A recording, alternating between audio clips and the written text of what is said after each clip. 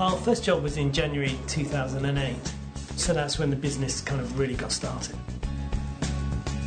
It's going pretty well. We've had 42 bookings since we started, which is a lot more than I thought.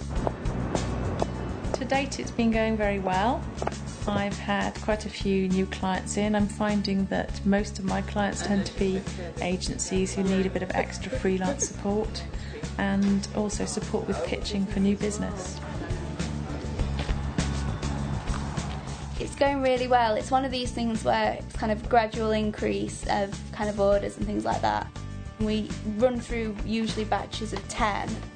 We're looking to increase that up to 50 a month.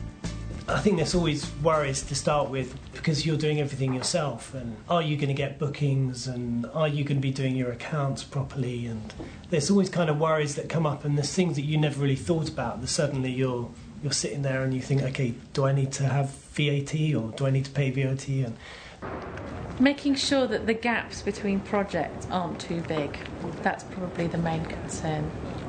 It can be demotivating when you have a quiet spell, but that's the nature of freelance work.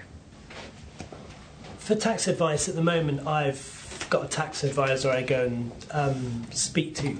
But at the moment, I'm not in a position where I can kind of employ an accountant. So I guess I'm in a bit of a middle ground, that sometimes it's me researching to find the information, and other times I'll kind of use my tax advisor for advice. We have an accountant, and that's why we go for tax advice. We do, however, we want to learn ourselves, obviously. So my mum, who's company secretary, and me often go to the accountant and say, you know, how do you fill in this form or whatever. One of the things that working with councils and things like that is the construction industry scheme, and that's something that I knew very little about until I called up Revenue and Customs, and they send you through a lovely pack with a DVD and stuff on it. And it's something that's very simple, but it's something that I didn't know anything about, so it's something I had to learn about, and I'm still learning about.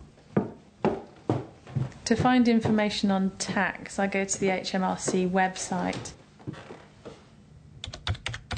I'm going to be doing my first tax return myself, self-assessment online, and we'll see how well I cope with that.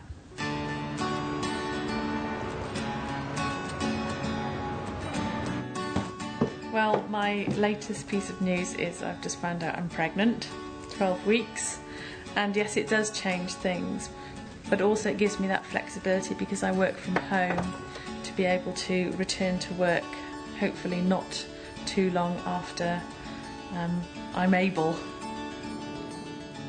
What keeps me awake at night really is sometimes I just think, what happens if I don't get another booking? Or what happens if I make mistakes on my tax returns, or what happens if I'm not doing something I should be doing? I know that sounds a bit bizarre, but there's so many kind of rules and regulations out there, and sometimes I think, well, maybe you know, there's ones that I don't know about that I should know about.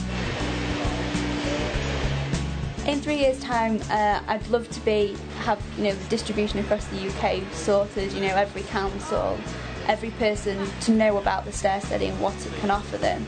But also looking to distributing across the EU and America. We've got a lot of interest for the product, especially in America. I would like to go to university, but it all depends where the business takes me.